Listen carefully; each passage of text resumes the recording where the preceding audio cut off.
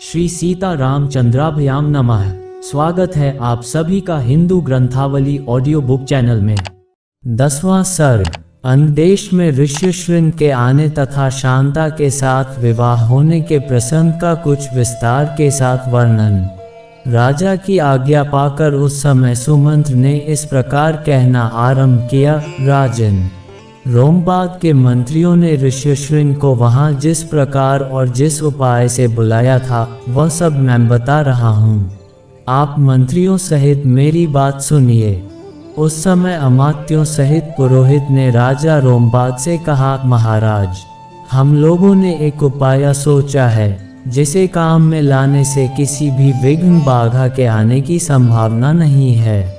ऋष्यशृंग मुनि सदा वन में ही रहकर तपस्या और स्वाध्याय में लगे रहते हैं। वे स्त्रियों को पहचानते तक नहीं हैं और विषयों के सुख से भी सर्वथा अनभिज्ञ हैं। हम मनुष्यों के चित्त को मत डालने वाले मनोवांछित विषयों का प्रलोभन देकर उन्हें अपने अंग में ले आएंगे, अतः इसके लिए शीघ्र प्रयत्न किया जाए।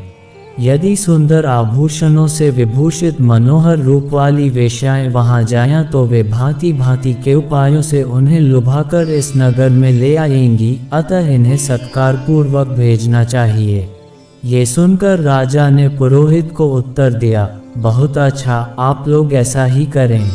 आज्ञा पाकर पुरोहित और मंत्रियों ने उस समय वैसी ही व्यवस्था की। तब नगर की मुख्य वेश्याएं राजा का आदेश सुनकर उस महान वन में गईं और मुनि के आश्रम से थोड़ी ही दूर पर ठहरकर उनके दर्शन का उद्योग करने लगीं। मुनि कुमार ऋष्यशृंग बड़े ही धीर स्वभाव के थे, सदा आश्रम में ही रहा करते थे। उन्हें सर्वदा अपने पिता के पास रहने में ही अधिक सुख मिलता था, अतः वे कभी आश्रम के बाहर नहीं निकलते थे। उन तपस्वी ऋषि कुमार ने जन्म से लेकर उस समय तक पहले कभी न तो कोई स्त्री देखी थी और न पिता के सिवा दूसरे किसी पुरुष का ही दर्शन किया था। नगर या राष्ट्र के गांवों में उत्पन्न हुए दूसरे प्राणियों को भी वे नहीं देख पाए थे। तदनंतर एक दिन विभांडक कुमार ऋष्यशृंग अकस्मात घूमते फिरते उस स्थान पर चले आए जहाँ वे वेश्याएं ठहरी हुई थीं। वहां उन्होंने उन सुंदरी वनिताओं को देखा। उन प्रमदाओं का वेश बड़ा ही सुंदर और अद्भुत था। वे मीठे स्वर में गा रही थीं। ऋषि कुमार को आया देख सभी उनके पास चली आईं और इस प्रकार पूछने लगीं, ब्राह्मण, आप कौन हैं, क्या करते हैं तथा इस निर्जन वन में आश्रम से इतनी दूर आकर अकेले क्यों विचर रहे हैं, ये हमें बताइए, हम लोग इस बात को जानना चाहती हैं।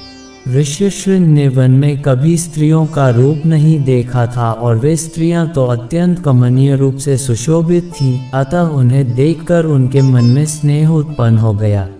इसलिए उन्होंने उनसे अपने पिता का परिचय देने का विचार किया। वे बोले, मेरे पिता का नाम विभांडक मुनि है, मैं उनका औरस पुत्र हूँ। मेरा ऋष्यशृंग नाम और तपस्या आदि कर्म इस भूमंडल में प्रसिद्ध है। यहाँ पास ही मेरा आश्रम है। आप लोग देखने में परम सुंदर हैं, अथवा आपका दर्शन मेरे लिए शुभकारक है। आप मेरे आश्रम पर चलें, वहाँ मैं आप सब लोगों की विधिपूर्वक पूजा करूँगा। ऋषि कुमार की यह बात सुनकर सब उनसे सहमत हो गईं। फिर वे सब सुंदरी स्त्रियां उनका आश्रम देखने के लिए वहां गईं। वहां जाने पर ऋषि कुमार ने, यह अर्घ्य है, यह पाद्य है तथा ये भोजन के लिए फल मूल प्रस्तुत है, ऐसा कहते हुए उन सब का विधिवत पूजन किया। ऋषि की पूजा स्वीकार करके वे सभी वहां से चली जाने को उत्सुक हुई।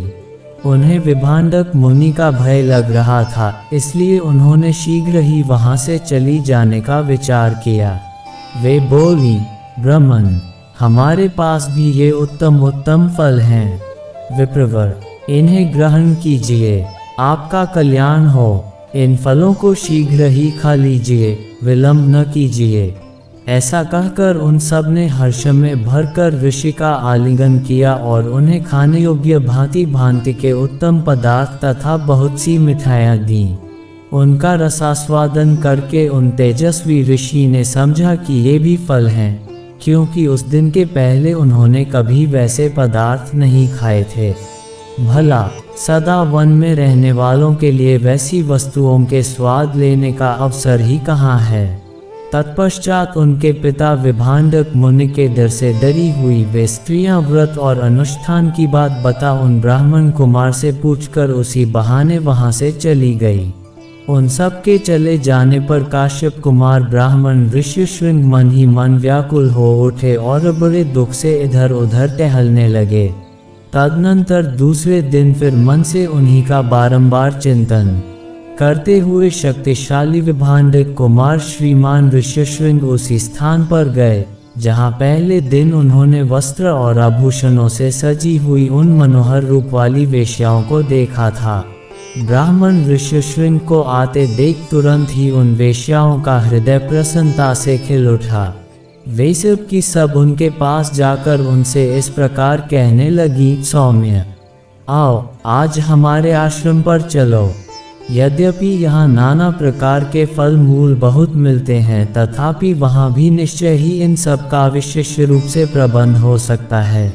उन सब के मनोहर वचन सुनकर ऋष्यशृंग उनके साथ जाने को तैयार हो गए और वह स्त्रियां उन्हें अन्देश में ले गईं।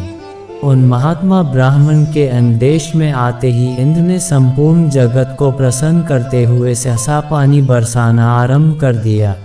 वर्षा से ही राजा को अनुमान हो गया कि वे तपस्वी ब्राह्मण कुमार आ गए। फिर बड़ी विनय के साथ राजा ने उनकी अगवानी की और पृथ्वी पर मस्तक टेक कर उन्हें साष्टांग प्रणाम किया। फिर एकाग्रचित होकर उन्होंने ऋषि को अर्घ्य निवेदन किया तथा उन विप्रशिरोमणि से वरदान मांगा, भगवान, आप और आपके पिताजी का कृपा प्रसाद मुझे प्राप्त हो। ऐसा उन्होंने इसलिए किया कि कहीं कपटपूर्वक यहाँ तक लाए जाने का रहस्य जान लेने पर विप्रवर ऋष्यशृंग अथवा विभांडक मुनि के मन में मेरे प्रति क्रोध न हो। तत्पश्चात ऋष्यशृंग को अंतःपुर में ले जाकर उन्होंने शांतचित्त से अपनी कन्या शांता का उनके साथ विधिपूर्वक विवाह कर दिया। ऐसा करके राजा को बड़ी प्रसन्नता हुई।